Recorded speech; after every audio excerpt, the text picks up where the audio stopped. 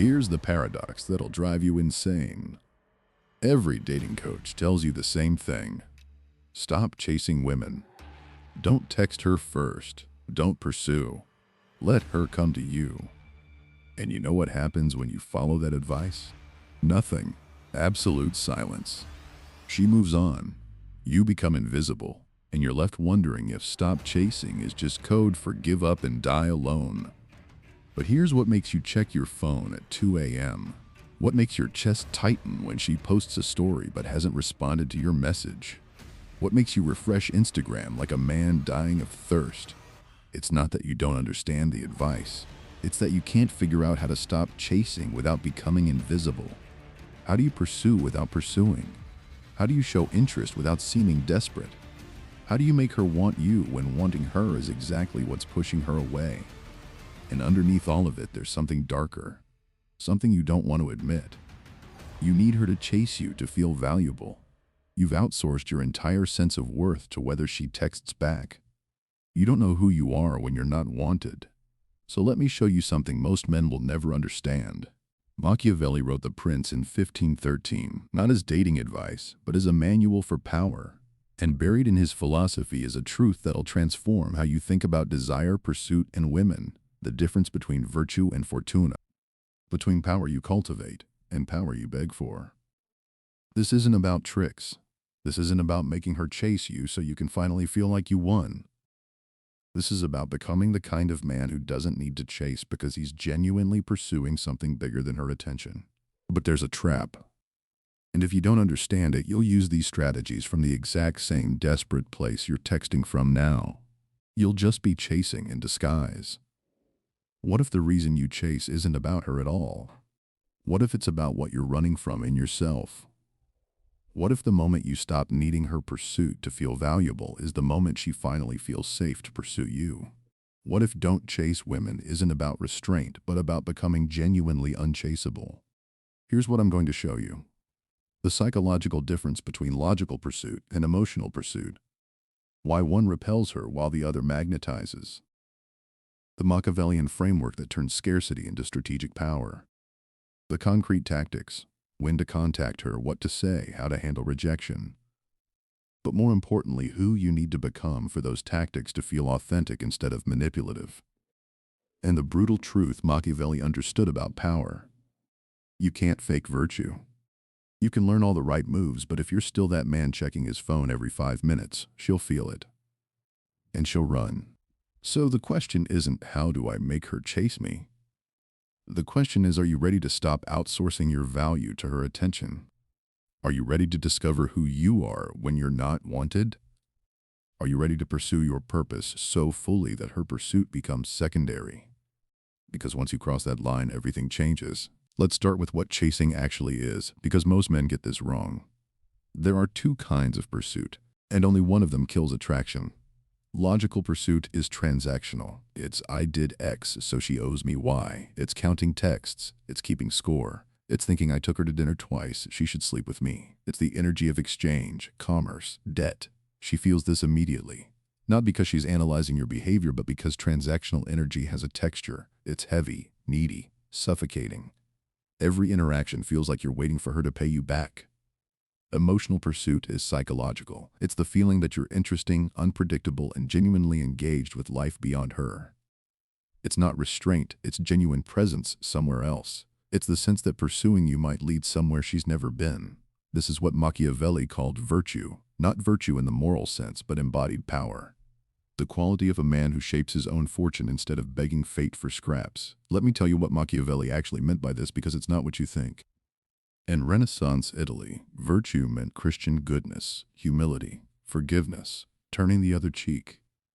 Machiavelli looked at the princes who embodied those virtues and watched them get destroyed, conquered, humiliated, their kingdoms taken by men who understood power. So he coined a different word, virtù. Not moral virtue, but excellence in action, the capacity to shape circumstances to your will. The ability to act decisively when fortune presents opportunity. And here's the critical part. Virtue isn't about being good, it's about being effective.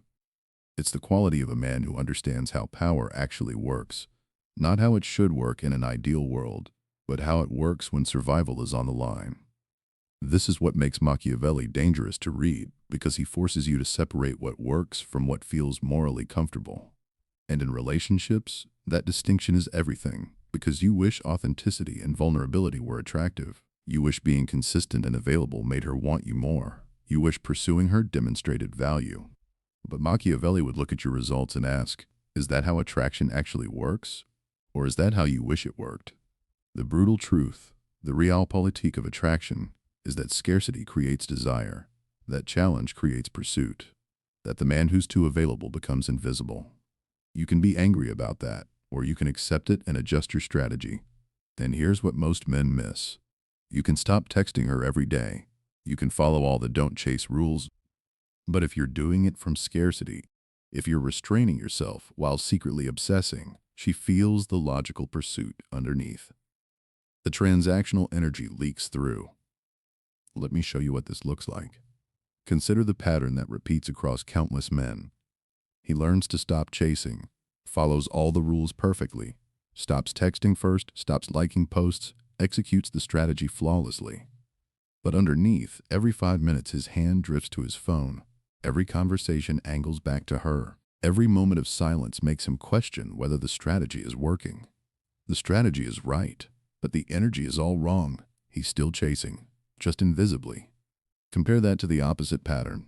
A man who discovers genuine purpose after loss, an ultramarathon, a creative project, a mission that consumes him. He doesn't strategically stop texting. He genuinely forgets his phone exists for hours, days, consumed by training research, route mapping, the work itself. When she reaches out weeks later, he responds 3 days after she texts. Not a strategy, because he's been in the mountains with no service. She asks to meet. He can't that week. He has a long run scheduled. Not tactic, truth. And she pursues harder. Why? Because he's accidentally discovered what Machiavelli understood about power. Virtue isn't something you perform, it's something you become. But here's where it gets tactical, because I'm not going to tell you to just become high value without showing you how. Machiavelli wrote about necessita, strategic constraint, the way scarcity creates value, the way limits force excellence. He opens chapter 25 of The Prince with a question that haunted Renaissance Italy. How much of our fate is controlled by fortune, and how much by our own ability? He concludes that fortune controls about half of our actions, but the other half is governed by virtue, by our capacity to prepare, to act decisively, to shape circumstances when opportunity appears. And here's what he says about men who fail. They attribute their failures to fortune rather than to their own shortcomings. Sound familiar? She just wasn't ready. Timing was off. She's not over her ex. All fortune, all external blame, and none of it addressing the real question. Did you cultivate virtue? Did you become worth choosing? You can cultivate this intentionally. You can create the conditions that make emotional pursuit possible. Not as manipulation, but as honest expression of a man who's genuinely engaged with purpose. And there are specific patterns, specific frameworks, specific scripts that embody this energy.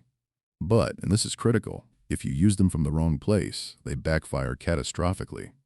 So let me show you the tactics, the concrete steps, what to do, when to do it, what to say. But I'm also going to show you the psychological foundation beneath each one, because without that, you're just Marcus, following rules, still chasing invisibly.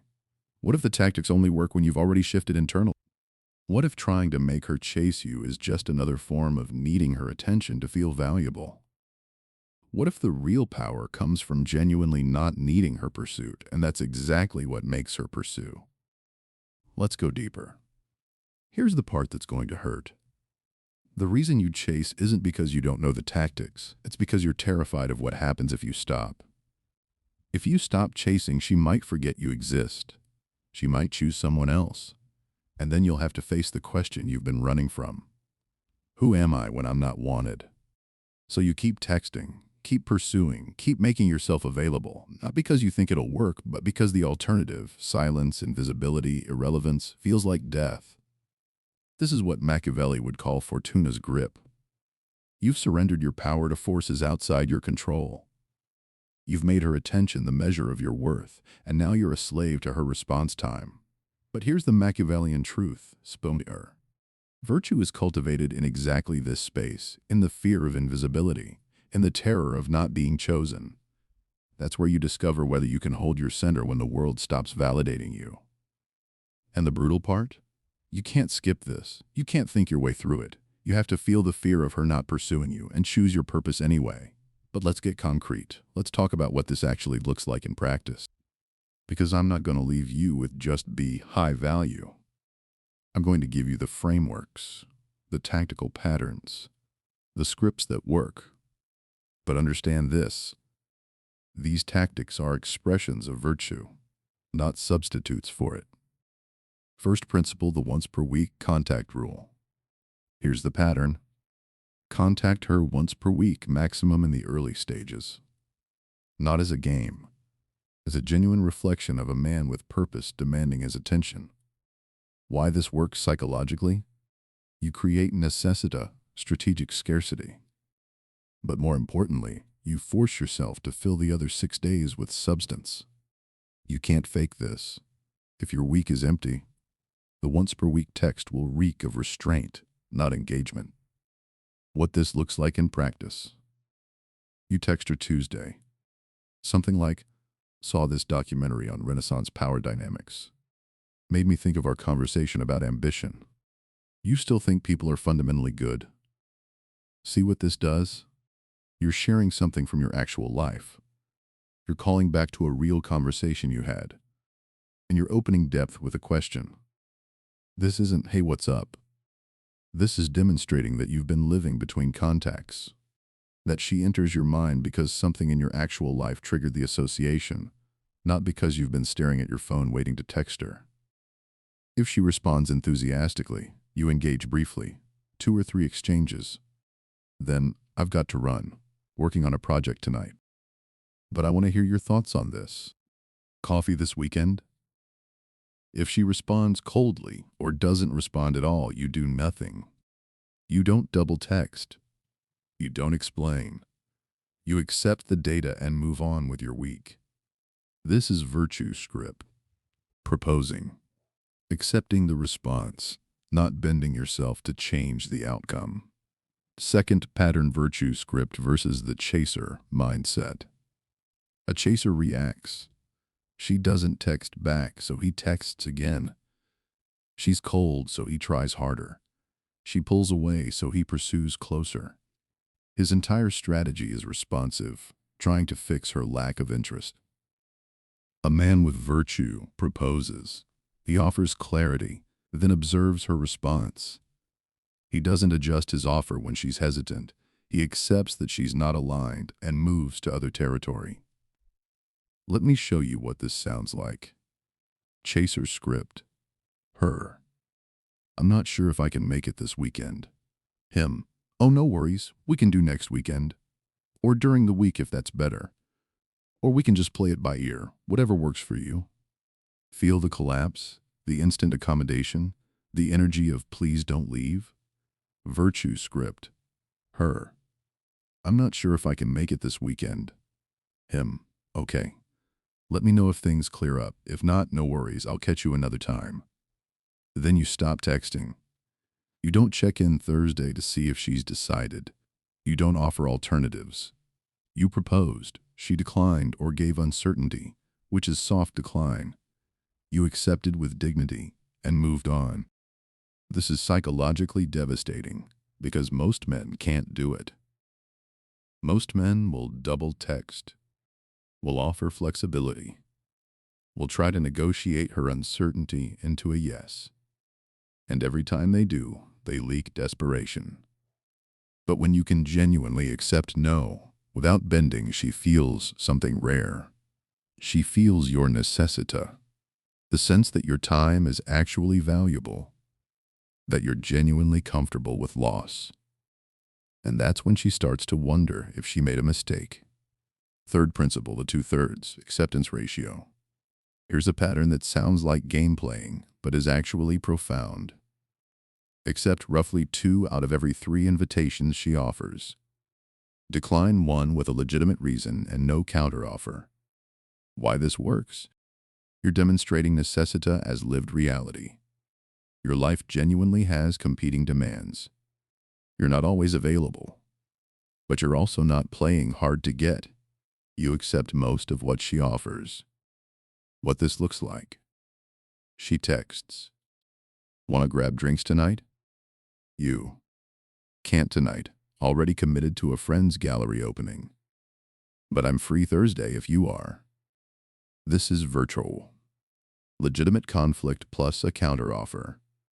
But then next time, she texts, "Dinner tomorrow?" You, "Yeah, I'm in. There's this place in the arts district I've been wanting to try. 7 p.m. work?" And the third time, she texts, "Movie this weekend." You, "I'm out of town this weekend. But let's connect next week." No counteroffer this time, just honest unavailability. The pattern communicates. I'm interested, but I have a life that doesn't revolve around your availability. But here's the critical part: this only works if it's true.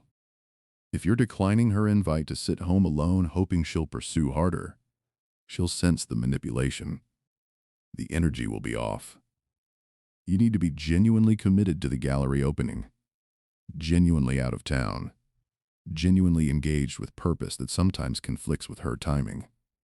This is why tactics without transformation fail. You can't fake virtue. Let me show you what this looks like from above. Imagine two men standing in a river.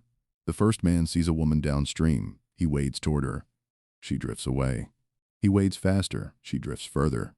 He's now swimming, exhausted, chasing her current. He tells himself, if I just swim harder, if I just get closer, she'll stop drifting, but she never stops, because his pursuit itself is the current pushing her away. The second man sees the same woman downstream. He notices her drift, and then he turns upstream. He starts building something on the shore, a fire, a shelter, something compelling. He's not watching her anymore. He's genuinely absorbed. And when she drifts far enough downstream to see what he's building, she turns around. She swims upstream against the current because what he's creating looks more interesting than where she's drifting. This is the difference between chasing and becoming worth chasing. The first man tries to close distance through effort. The second man creates reason to close distance. Virtue isn't pursuing harder. It's building something so compelling that pursuit reverses direction. And you can't fake this. You can't build a pretend fire. She'll drift close enough to see it's just smoke and logs, and she'll keep drifting.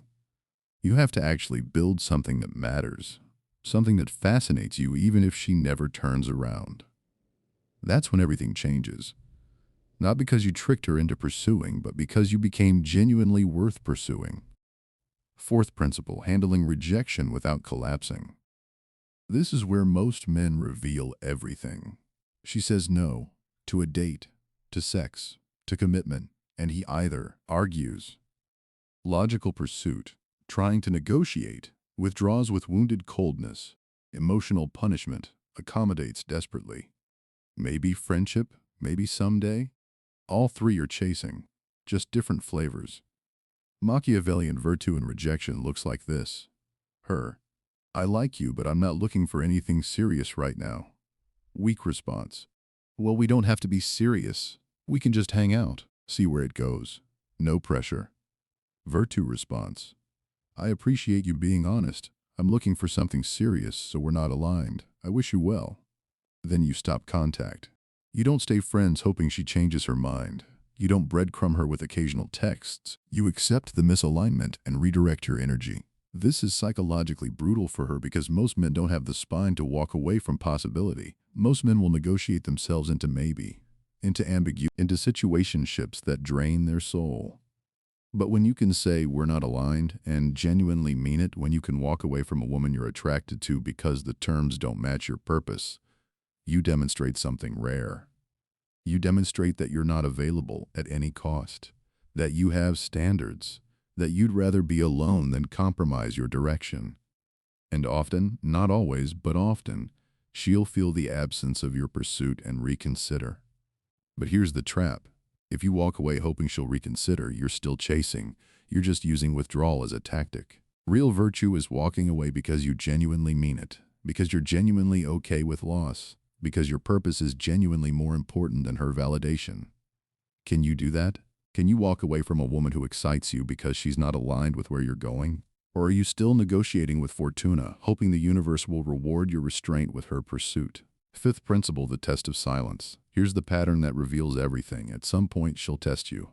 She'll go cold, stop texting, pull back, post stories of her with other people. This is where the chaser spirals. He assumes he did something wrong. He texts to check in. He likes her posts to stay visible. He manufactures reasons to reach out. All of it is anxiety. All of it is Fortuna's grip. The man with virtue does something different. He notices, and then he does nothing. Not as punishment, not as strategy, but as acceptance. She's pulled back. That's data. I'll continue my life and see if she re-engages. Consider what happens when a man embodies this principle. She goes cold, stops responding, stops initiating. Classic pullback. His old self would panic, would send a "hey, you good" text, would scramble to figure out what he did wrong. But he's been cultivating virtue, building a business that consumes him, training for a competition, living with purpose beyond her attention. So when she goes cold, he notices, and then he returns to his life. 2 weeks later, she texts, "Hey stranger, you disappeared." He doesn't take the bait, doesn't explain, doesn't defend. He simply responds, "Been busy. Good to hear from you." Not cold, not warm, honest. She asks to see him. He says yes, but on his timeline, not hers. Thursday night. The place he chooses. No negotiation. When they meet, the dynamic has shifted. She's pursuing, asking about his life, leaning in. Why? Because he passed the test. He didn't collapse when she withdrew. He didn't chase when she went cold. He demonstrated that her attention wasn't the center of his world. But here's what made it work. He wasn't playing a game. He genuinely was busy. He genuinely had moved on with his life. The strategy was just honest response to her disinterest. This is the difference between tactics as manipulation and tactics as expression of virtue.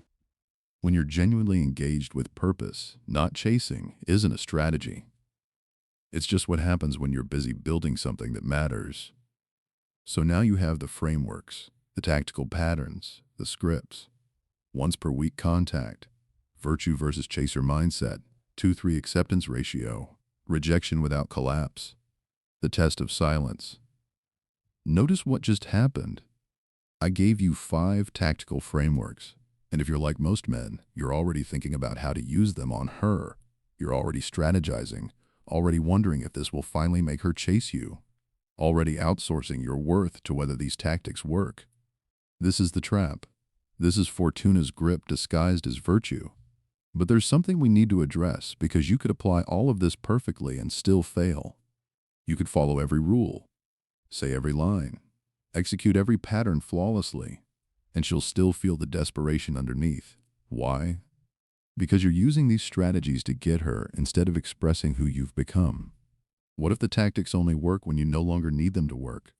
What if the moment you genuinely stop caring whether she chases you is exactly when she feels safe to pursue? There's one more layer, the part that changes everything. Let me show you. Remember at the beginning when I said there's a trap? Here it is. You can learn every tactic I just shared. You can execute them perfectly. Text once per week, accept 2-3 invitations. Walk away from rejection with dignity. And you can do all of it from the exact same desperate place you've been chasing from. You'll just be chasing in disguise, using don't chase as a strategy to make her chase you, which means you're still making her attention the center of your world. This is the trap that catches most men. They think the game is about execution, follow the rules, get the result, win the girl. But Machiavelli understood something darker. Virtue can't be performed. It can only be embodied. You can fake the behaviors, but you can't fake the energy beneath them. And women, especially women worth pursuing, feel the difference immediately. Let me show you what this looks like. Consider the man who tries to stop chasing through restraint alone. He follows all the rules, doesn't text first, stays busy, projects abundance, but underneath, every conversation steers back to her. Do you think she noticed I didn't like her post? Should I wait 3 days to respond, or is that too long? What does it mean that you watched my story? His behavior has changed, but his inner world remains consumed by her. He's restraining himself from chasing while psychologically obsessing. And when they finally meet, because she does reach out, curious about his silence, she feels it. The performance, the strategy, the fact that his entire not chasing act is just chasing with better tactics, and she runs. Compare that to what happens when virtue is genuinely embodied. When the woman comes back after 2 weeks of silence, she asks what he's been up to, and he tells her, genuinely, about the product launch he's been consumed with, the competition he's training for, the book he can't stop thinking about. He isn't performing, "I've been busy." He genuinely has been living. And she feels the difference. Because when you're genuinely engaged with purpose, there's an energy that can't be faked, a depth to your presence, a groundedness that doesn't need her validation. This is what Machiavelli meant by virtù, not the appearance of power, but power as substance, as lived reality, as the thing you are when no one's watching. And here's the brutal truth. You can't shortcut this. You can't pursue your purpose as a strategy to attract women. Because if you're pursuing purpose to attract women, you're still making her the center. You're still chasing. Real virtue is pursuing purpose so fully that her pursuit becomes genuinely secondary, not unimportant, not irrelevant, but secondary. And that shift, from "I'm building my life" to attract her, the acceptance that you can't control whether she chooses you. You can only control who you become in the process. And when you cross that line, when you genuinely stop needing her pursuit to feel valuable, something shifts. Not always, not guaranteed, but often enough to notice she feels the absence of pressure, the space to choose you freely instead of being pursued into a corner, the sense that you're genuinely going somewhere and pursuing you might take her somewhere she's never been. This is emotional pursuit. Not transactional exchange, but psychological magnetism. But it only works when it's real. So let me ask you something. Can you pursue your purpose so fully that you genuinely forget to check if she's watching? Can you build something that matters so much that her text back becomes background noise? Can you become so aligned with your direction that losing her, painful as it would be, doesn't derail you? Or are you still outsourcing your worth to her attention? Because here's what I've noticed. The men who genuinely stop chasing don't do it by following rules. They do it by becoming genuinely fascinated with something bigger than her validation. They start businesses they can't stop thinking about. They train for challenges that consume their focus. They pursue mastery in domains that matter to them. They build lives so aligned with purpose that making her chase you starts to feel small. And that's when everything changes. Not because the tactics suddenly work, but because the tactics become irrelevant. You're not texting once per week as strategy. You're texting once per week because that's genuinely how often she enters your mind. You're not declining invitations to create scarcity. You're declining because you genuinely have competing commitments that matter. You're not walking away from rejection to make her chase. You're walking away because you're genuinely not available for misalignment. The behavior looks the same, but the energy underneath is completely different, and she feels it. This is the paradox Machiavelli understood about power. You gain it by stopping your pursuit of it. You become attractive by stopping your need for attraction. You make her chase you by genuinely no longer needing her to chase you. But you can't fake this. You can't act like you don't care while secretly obsessing. You have to actually cross the threshold, actually shift your center, actually become the kind of man whose purpose is more compelling than her validation. And that's terrifying because it means risking the thing you want most, her attention, her pursuit, her choice. You have to be willing to lose her to genuinely have her. Can you do that? Or are you still hoping there's a tactic that lets you skip the transformation? So let's bring this together. You now have the frameworks, the tactical patterns, the Machiavellian philosophy, the strategic truth beneath it all. But transformation isn't about information, it's about integration. It's about taking what you've learned and becoming it. So here's what this actually looks like in practice. You stop chasing not because you're restraining yourself, but because you're genuinely engaged elsewhere. Your week is full. Not with busy work you invented to look busy, but with purpose that genuinely demands your attention. You're building something, learning something, mastering something, pursuing something that fascinates you independent of her validation. And from that place, texting her once per week isn't strategy.